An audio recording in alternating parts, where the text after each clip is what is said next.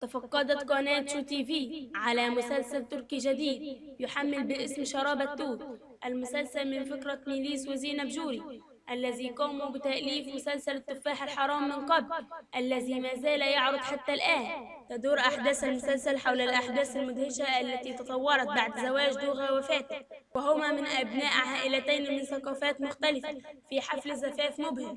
ويلقي المسلسل الضوء على نوع من الصعوبات التي تواجهها العائلات التي تختلف عن بعضها لبعض في المستوى الاجتماعي والفكري، وكيف تتطور العلاقات بعد ذلك، وما ينتج عنها من سلبيات أو إيجابيات تؤثر في حياتهم الشخصية.